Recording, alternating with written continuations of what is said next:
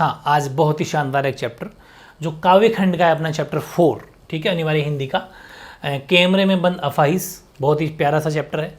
सभी के अपन लेखक परिचय, कवि परिचय पढ़ चुके हैं शानदार तरीके से, तो काफ़ी नॉलेज तो आपको इसके बारे में, रघुवीर साई जी के बारे में वैसे ही पता होगा। तो रघुवीर साई जी की द्वारा लिखी हुई कविता है कैमरे में बंद अपाहिज। बहुत बढ़िया क्वेश्चन है और बहुत बढ़िया कविता है। इस रचना के अंदर रघुवीर साई ये बताना चाहेंगे हमें कि आज का मीडिया आप भी देखना कि किस हिसाब से न्यूज़ दिखाते हैं। एक मरे हुए इंसान के सामने माइक कर देंगे कि आप मर गए हैं, जिंदा हैं, नहीं हिल रहे हैं, मतलब ऐसी चीज़ है। वैसे ही इसके बारे में बताएंगे अपाहिज के बारे में, जो मतलब विकलांग समझ सकते हो आप। उसको पूछ ज़बरदस्ती कैमरा सामने रख के ये फील करवा रहे हैं कि वो रो दें, उसको ज़बरदस्ती रुलाने के लिए ऐसा काम करें ताकि न्यूज़ शानदार न्यूज़ बन जाए, लोग देखें और लोग भी रोएं। तो लोग रोएंगे और एक अफाइज रोएगा तो एक शानदार माहौल बनेगा, एक अच्छी टीआरपी बनेगी और बहुत तगड़ा अपना जो है वो एपिसोड बन जाएगा। कि उनको शर्म नहीं आती। एक अफाइज कहते हैं कि आप अफाइज हैं, तो आपको कैसा लग रहा है अफाइज देखिए, आपको दुख हो रहा होगा ना, बड़े दुख की बात है। ओ, आप बोल भी नहीं पा रहे हो, अच्छा कैसे बोलेंगे भाई, अफाइज हैं आप तो, आपके तो पैर ही नहीं है, आपके तो आँख नहीं है। मतलब इस तरीके से उसको टॉर्चर करते हैं कि वो रो देता है बेचारा। हालांकि इस चैप्टर में वो रोएगा नहीं, वो भी इनका ऊपर वाला है, ठीक है, तो रोएगा नहीं, वो नहीं रोएगा तो और दर्शक जो देखने वाले हैं वो भी सोचते हैं कब रोए अब रो देगा, ताकि हम भी थोड़ी बहुत इमोशनल हो जाएं। और जो न्यूज़ मेकर हैं वो तो यही चाहते हैं कि वो रोए। ये सब बातें इस चैप्टर में लिखी हुई है। बड़ा ही शानदार व्यंग्य किया गया आज के मीडिया के ऊपर, बहुत शानदार चैप्टर है। मतलब मैं ये कहूँगा कि अगर आपने अनिवार्य हिंदी के 17-18 चैप्टर मेरे साथ पढ़ लिए तो बहुत कुछ आपकी, मतलब कहते हैं ना, आपकी लैंग्वेज मजबूत हो जाएगी, भाषा पर पकड़ हो जाएगी और लिखने का तरीका में निखार आ जाएगा। क्योंकि बहुत सारी बातें ऐसी है जो अपन को सीखने को बहुत मिलेगी। जैसे अपन ने जो गद्य खंड के अंदर भी पढ़ रहे हैं वो वाला चैप्टर, जो पैसे खर्च करने पर जो वाला वेस्ट मनी, कि अपन फालतू में खर्च ना करें, वो वाले चैप्टर भी पढ़ रहे हैं। गद्य खंड का शायद 12वां चैप्टर है, बहुत शानदार चैप्टर है। तो ऐसे खूब सारे चैप्टर, चाहे महादेव वर्मा वाले चैप्टर पढ़ा था आपने, वो भी बहुत शानदार चैप्टर है। तो बहुत नॉलेजेबल चैप्टर होते हैं जो अपन राइटिंग प्रैक्टिस के लिए बहुत बढ़िया रहते हैं। इन सब की बातों का अपन एग्जाम्पल ले भी सकते हैं। आज अपन बात करेंगे काव्यांश की, कि एक एग्जाम के अंदर आपको ऐसा काव्य तरीका होता है और कहेंगे इसकी व्याख्या कीजिए, ठीक है। जैसे गद्य में गद्यांश होता है, काव्य में काव्यांश होता है। वैसे तो एक पहला काव्यांश अपन ले रहे हैं कि हम दूरदर्शन पर बोलेंगे, हम समर्थ शक्तिवान, हम एक दुर्बल को लाएंगे, एक बंद कैमरे में उसे पूछेंगे तो आप क्या अपाइज है, ये पूछेंगे उससे। मतलब कह रहे हैं कि हम, हमारे दूरदर्शन का मतलब है कि टीवी मान सकते हो, वहाँ पर एक समर्थ शक्तिवान, एक दुर्बल को लाएंगे, बंद कैमरे में उसे पूछेंगे कि आप अपाइज हो, आपको तो दिख ही रहा है अपाइज है। फिर पूछेंगे आप क्यों अपाइज हो, क्यों हो अपाइज। अब ठीक है, आपका अपाइजपन तो दुख देता होगा, है ना, देता है ना, ऐसा ज़बरदस्ती देता है, ऐसा पूछेंगे उससे, ज़बरदस्ती फोर्स करेंगे उसको। ये शानदार बात है। सबसे बड़ी चीज़ है कि मैं जैसे ही ये अपना कोर्स कंप्लीट हो जाएगा हिंदी का, फिर ट्रिक बना दूंगा, फिर आपको एक एक शब्दों से पहचान हो जाएगी किसकी, प्रसंग लिखने की, कि प्रस्तुत काव्यांश कहाँ से लिया गया है। और प्रसंग मैंने फिक्स कर दिया। पूरे 5 ये काव्यांश है, 5 काव्यांश में प्रसंग, जैसा कि मैं शुरू से कहता आया हूँ कि प्रसंग अपना फिक्स रहेगा। प्रस्तुत काव्यांश कवि रघुवीर साई द्वारा लिखित काव्य संग्रह कौन सा है, लोग भूल गए हैं। उसकी कविता कौन सी है, कैमरे में बंद अफाइज से लिया गया है। कितना शानदार है। 3 बातें। पहली बात तो ये, राइटर कौन है, रघुवीर साई जी राइटर हैं।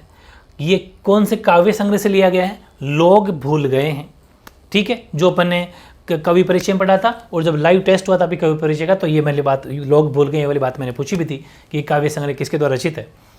और तीसरी बात, कविता कौन सी है, कैमरे में बंद अफाइज। तीनों बातें लिखनी है, वहाँ से लिया गया है ये वाला काव्यांश। फिर एक यहाँ तक तो फिक्स रहेगा, यहाँ तक तो हर 5 के 5 काव्यांश फिक्स रहेगा। एक लाइन चेंज करनी होती है कि कवि ने इसमें किसकी बात की है, वो लाइन लिखनी है। कवि ने इसमें शारीरिक चुनौती को झेलते व्यक्ति से टेलीविज़न कैमरे के सामने किस तरह के सवाल पूछे जाते हैं, उन सब का वर्णन जो है, डिस्क्रिप्शन जो है वो इसके अंदर दिया है, ठीक है। ये तो प्रसंग हो गया, बहुत ही शानदार। बात आती है व्याख्या की। व्याख्या का मतलब है जो भी अपने 4 लाइन पढ़ी है, जो भी लाइनें पढ़ी है, बस इन्हीं को वापस लिखना होता है, लेकिन थोड़ा सा 2-4 शब्द जोड़ जाड़ के, ऐसा ताकि एक स्टोरी टाइप बन जाए, ठीक है। कि कवि इसमें मीडिया से जुड़े लोगों की मानसिकता पर प्रकाश डालते हुए बताते, बिल्कुल ये मीडिया की मानसिकता, मेंटलिटी तो है, क्योंकि किस हिसाब के बेहुदा क्वेश्चन पूछते हैं। बताते हैं कि लोग स्वयं को समर्थ तथा शक्तिशाली समझते हैं। ठीक है, दूरदर्शन पर अपने कार्यक्रम सामाजिक उद्देश्य से जुड़ा है। इसे लोकप्रिय बनाने के लिए दूरदर्शन के एक बंद कमरे में एक अपाहिज और दुर्बल व्यक्ति को लेकर आएंगे, ऐसा वो कहते हैं। फिर दूरदर्शन पर उसकी विकलांगता मतलब अपाहिजता या विकलांगता एवं मजबूरी दिखाने के लिए उससे कई प्रकार के प्रश्न हम पूछेंगे कि क्या आप अपंग हैं, अपाहिज हैं, तो आप अपाहिज क्यों हैं, आपकी विकलांगता आपको बहुत दुख या पीड़ा देती होगी, क्या और कैसे देती है, और बताओ और कैसे, तो कैसे क्या क्या दर्द होते हैं आपको, क्या क्या परेशानी होती है, आप जब खाना खाते हो तो परेशानी होती होगी, अच्छा कैसे खाते होंगे वगैरह वगैरह। इस तरह के बेतुके प्रश्न जो कि मानवीयता की हंसी उड़ाते हैं वैसे प्रतीत हमें होते हैं। ये सब बातें इस काव्यांश के अंदर लिखी हुई है। आई थिंक बहुत ईजी है, आराम से समझ सकते हो। फिर विशेष जरूर लिखना है, कवि ने मीडिया की मानसिकता पर करारा व्यंग्य किया है। बिल्कुल, व्यंग्य का मतलब है उसके ऐसा इनडायरेक्टली मतलब व्यंग्य करना, इनडायरेक्टली बात कहना, ठीक है, ताकि वो उस पर व्यंग्य किया जा सके। और काव्यांश में तो नाटकीयता है, वो तो अपन को दिख ही रही है, और भाषा सहज सरल और व्यंजना शब्द शक्ति है। जब अपन शब्द शक्ति पढ़ेंगे तो आपको और कवर हो जाएगा। व्यंजना शब्द शक्ति का इसके अंदर प्रयोग हुआ है। ठीक है, सेकंड काव्यांश, कैमरा दिखाओ इसे बड़ा बड़ा। इसका मतलब ये है कि उस अफवाइज को जूम करो, उसकी शक्ल दिखाओ, अच्छा आंसू आए क्या, आंसू आए क्या, मतलब उसको दिखाओ, वो जैसे उसका फेस कैसा हो रहा है, लेकिन रोने जैसा हो रहा है क्या। तो कैमरे वाले कह रहे हैं कि कैमरा उसके फेस पे करो, उसको थोड़ा बड़ा दिखाओ। तो कैमरा दिखाओ उसे बड़ा बड़ा, इसका मतलब ये कि उस अफवाइज को थोड़ा बड़ा दिखाओ। हाँ तो बताइए आपका दुख क्या है। अब पूछते हैं, फेस बड़ा दिखा दिया स्क्रीन पर, पूरी स्क्रीन पर दिख रहा है। अब पूछे हाँ बताइए आपका दुख क्या है, जल्दी बताइए, वह दुख बताइए। बता नहीं पाएगा। अब वो अपाहिज जल्दी जल्दी पूछ रहा है उससे, बेचारा वो क्या जवाब दे, वो भी जवाब नहीं दे पा रहा है। तो इसीलिए वो कह रहे नहीं, मीडिया वाला वापस क्या बोल रहा है कि नहीं बता पाएगा जी, नहीं बता पाएगा, बहुत दुखी है ये, बहुत दुखी है, ऐसा ज़बरदस्ती, ताकि मतलब उसको इतना फोर्स करेंगे वाकई में दुखी ना होते हुए कहते हाँ दुखी हूँ। ठीक है, बता नहीं पाएगा। सोचिए, बताइए बताइए आपको अपाहिज होकर कैसा लगता है, बताइए बताइए कैसा लगता है, कैसा यानी कैसा लगता है। हम खुद इशारे से बताएंगे कि ऐसा, खुद। फिर अब जब वो कुछ नहीं बोलता तो इशारा कर देंगे, अच्छा ऐसा टेढ़ा मेढ़ा कुछ फेस बना देंगे कि ऐसा लगता होगा आपको, है ना, हाँ ऐसा लगता है। तो मतलब खुद ऐसा इशारा करेंगे कि आपको ऐसा लगता होगा, तो ज़बरदस्ती कहते हैं हाँ ऐसा लगता है भाई जा। तो ये सब बातें इसके अंदर लिखी हुई है। तो प्रसंग में तो यहाँ तक तो अपना सेम, जिसमें सामने एक अपाहिज से उसकी अपाहिजता का कारण और उससे होने वाले दुखों के बारे में पूछा जा रहा है। बिल्कुल साफ साफ पता चल रहा है, बिल्कुल पूछा जा रहा है। व्याख्या देखेंगे कि कैमरे के सामने एक अपाहिज को बिठा लेते हैं और उसकी बेचारगी पूरी दुनिया को दिखाना चाहते हैं कि ये बेचारा है, बेचारा बहुत दुखी है, पूरी दुनिया को दिखाना चाहते हैं, ताकि इनका कोई, मीडिया वालों का काम ध्यान रखना, कभी इनका काम सामाजिक वो हो ही नहीं सकता। सोशल वेलफेयर के लिए कुछ ही लोग हैं, बाकी हालांकि सबको नहीं कह सकते, लेकिन सोशल वेलफेयर के लिए काम नहीं होता। ज़बरदस्ती खूब सारे ऐसे न्यूज़ मेकर है जो सिर्फ न्यूज़ बनाना काम है उनका। देखना कभी भी छोटा सा इशू बनाएंगे, ज़्यादा धर्म के मुद्दे ऐसे उठाएंगे ताकि न्यूज़ बने शानदार, वो छोड़ेंगे नहीं उसको। कभी भी इन्होंने कभी न्यूज़ नहीं बनाई कि आज वहाँ पर शहीद हुए, ये शहीद इस फैमिली से था। छोटी सी अखबार में भी आप देख लो, अखबार में किसी का एक्सीडेंट या मंत्री का भ्रष्टाचार की बातें सबसे पहले आती है, लेकिन कभी भी ये बात नहीं आती, सबसे पहले बड़े पेज पर नहीं आती कि यहाँ पर 2 जवान शहीद हो गए। छोटी सी न्यूज़ आई कहीं पर तो 3-4 पेज छोड़ के, जो कि बहुत गलत चीज़ है। जो पूरे देश की रक्षा के लिए शहीद होता है उसकी न्यूज़ सबसे पहले आनी चाहिए, एक पूरे फ्रंट पेज बड़ी न्यूज़ आनी चाहिए। मैं तो कहता हूँ पूरा पेज ही उनका होना चाहिए जिस दिन शहीद हो जाए, उसकी पिक आनी चाहिए, उसकी फैमिली की बातें आनी चाहिए कि देश के लिए जवान कुर्बान हुआ है। वो बातें नहीं लिखेंगे लोग, क्योंकि जहाँ पर पैसा मिलता है, जहाँ पर टीआरपी है, जो लोगों को पसंद है वैसी चीज़ दिखाएंगे, इनको कोई वो नहीं है। तो वही चीज़ है कि कैमरे के सामने अपाहिज को बैठा कर उसकी बेचारगी पूरी दुनिया को दिखाना चाहते हैं, जिसके लिए वे कैमरामैन से कहते हैं कि कैमरे में इसके चेहरे पर मौजूद बेचारगी और मजबूरी को बड़ा करके दिखाओ, इसके फेस को दिखाओ, वह सबको दिखे कि ये बहुत बेचारा है, दुखी है। एक मीडियाकर्मी अपाहिज से सवाल पूछता है कि जल्दी बताइए आपका दुख क्या है। अपाहिज को पूछते हैं, अपाहिज लगातार जल्दी जल्दी बताओ, जल्दी बताओ, जल्दी जल्दी ऐसा शब्द सुनता है तो पूछे जाने प्रश्नों का उत्तर नहीं दे पाता, क्योंकि वो हड़बड़ा जाता है। फिर पूछा जाता है सोचिए, बताइए, सोच के बताओ आपको अपाहिज होकर कैसा लगता है, बताओ कैसा लगता है, यानी कैसा लगता है, ये क्वेश्चन उससे पूछा जाता है। अपाहिज बहुत चौंका रह जाता है, एकदम हड़बड़ा जाता है कि ये क्या है, मतलब यार मैं तो अपाहिज हूँ, तो ये पूछ रहे हैं अपाहिज क्यों है तू, तेरे को कैसा लग रहा है। ठीक है, वह समझ नहीं पाता कि अपनी अपाहिजता को किस भाव से व्यक्त करें, वो तो दुखी है कि कैसे बताऊं यार मैं कितना दुखी हूँ, मैं कैसे हूँ, समझ नहीं पाता। उसकी दुविधा को समझ के मीडिया कर्मी उसे समझ गया कि ये जवाब नहीं दे पाएगा, तो खुद मीडिया कर्मी क्या करता है, ऐसा भाव बनाता है, फेस बनाता है ऐसा, और बताता है कि ऐसा लगता है कि तेरे को, ये सब बात है। ठीक है, तो विशेष क्या लिख देंगे कि कवि ने इसके माध्यम से यही बताया है कि मनुष्य यंत्रों के साथ काम करते करते स्वयं भी संवेदनहीन यंत्र सामान हो गया है। इतनी मीडिया, ये कैमरा आ गया, इतना इनके पास में टेक्नोलॉजी आ गई कि ये बिल्कुल संवेदनहीन हो गया है। ये इंसान की कुछ प्रॉब्लम्स को समझता ही नहीं है और उल्टा ज़्यादा दुखी करता है कि तू है दुखी यार, तू खुश मत रह, तू दुखी है। ये भाषा सहज सरल और व्यंजनापूर्ण है। ठीक है, काफ़ी बढ़िया क्वेश्चन है। नेक्स्ट अपना जो 3 नंबर है, सोचिए बताइए थोड़ी कोशिश करिए, ये अवसर खो देंगे। बहुत बढ़िया चीज़ है। ये मुझसे कह रहे हैं कि अरे जल्दी बताओ, आप ये अवसर खो देंगे, आपको मौका मिला है बताने का, अवसर खो देंगे, आप फिर कब बताओगे। ठीक है, आज ही मौका है, दिखा दो दुनिया को कि तुम दुखी हो, बता दो आज जानते हैं कि कार्यक्रम रोचक बनाने के वास्ते, देखो लिखा है साफ साफ, आप जानते हैं कि कार्यक्रम को रोचक बनाना है थोड़ा, इसके लिए हम पूछ कर उसको रुला देंगे। और जब रो देता है ना कोई, थोड़ा इमोशनल फील आता है ना, तो लोग थोड़े बड़े ध्यान से देखते हैं उसको। बड़ा दुखी तो हर कोई देखना चाहता है। कहते हैं ना कि पड़ोसी जब खुश है या फिर कुछ अच्छी बात हो तो पड़ोसी दुखी हो जाता है, लेकिन जब पड़ोसी कोई मरना हो जाएगा तो पड़ोसी बस बार बार जाएगा, हालचाल पूछेगा। तो दुख में तो सब, खुशी में वो चीज़ वाली बात है। तो पूछ कर उसको रुला देंगे। इंतज़ार करते हैं, आप भी उसको रो पड़ने का करते हैं। ये कह रहे हैं कि इंतज़ार करते हैं आप भी का मतलब दर्शकों को, जो देखने वाले हैं, कि आप भी देखना ये कब रोता है, आप भी इंतज़ार करो। क्या आप भी इंतज़ार करते हो क्या? ये प्रश्न पूछा नहीं जाएगा। हालांकि प्रश्न पूछा नहीं जाता, लेकिन हालांकि वो ये नहीं पूछते, मीडिया कर्मी कभी ये नहीं पूछेगा कि देखो वेट करो रोएगा, ऐसा नहीं पूछते। लेकिन हाँ, ऐसा लगा देंगे अपन को। प्रसंग अपना यहाँ तक तो हो गया सेम।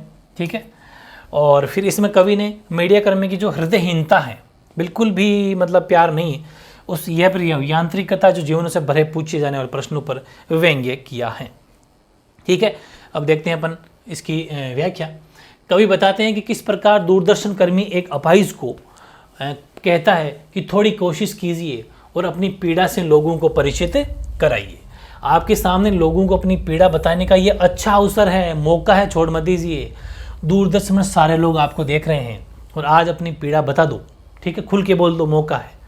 फिर जो कार्यक्रम का संचालक होता है, ऐसा मान लो जो क्वेश्चन पूछता है, वो कहता है कि आपको पता है कि हमें अपने इस कार्यक्रम को रोचक बनाना है, ये बात रोचक बनाना है इसको, इसलिए वे उसने इतने प्रश्न पूछेंगे कि पूछ कर रुला देंगे उसको। ठीक है, तो उस समय, अब ये आगे फिर ध्यान से सुनो, उसमें दर्शक भी उस अपंग व्यक्ति के रोने का पूरा इंतजार करते हैं कि अरे बेचारा देखो कितना दुखी है, वो रो देगा, अभी रो देगा।